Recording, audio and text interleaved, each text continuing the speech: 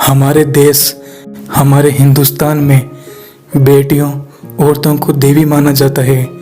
क्यों फिर इसी देश, इसी समाज के चंद लोगों के गलत रवैये और नज़रिए के कारण हमारे देश की बेटियां, औरतें इनका शिकार बन जाती है। तो हम इसी समाज की सोच पर नज़रिया रखते हैं।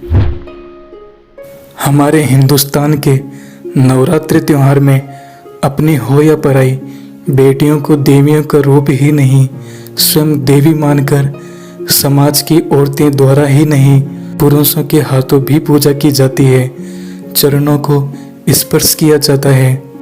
अब समझें कि समाज के लोगों की कैसी सोच है हमारे देश में।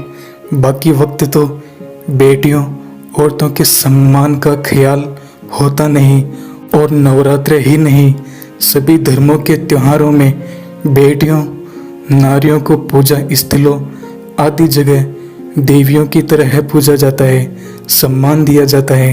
इन सभी सोच, रीति और रिवाज से ये मालूम होता है कि समाज की सोच में भगवान और खुदा बेटियों, औरतों में केवल त्योहारों और उत्सव के वक्त ही उनमें होता है। क्या बाकी वक्त नहीं?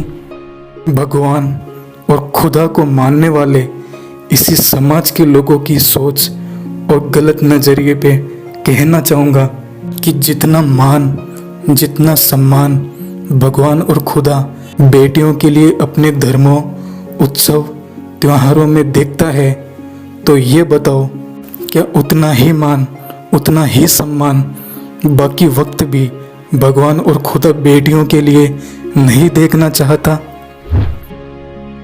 बुरा इंसान नहीं, इसीलिए अपनी सोच और अपना नज़रिया बदलें। जब हम खुद बदलेंगे तभी देश, ये समाज बदलेगा।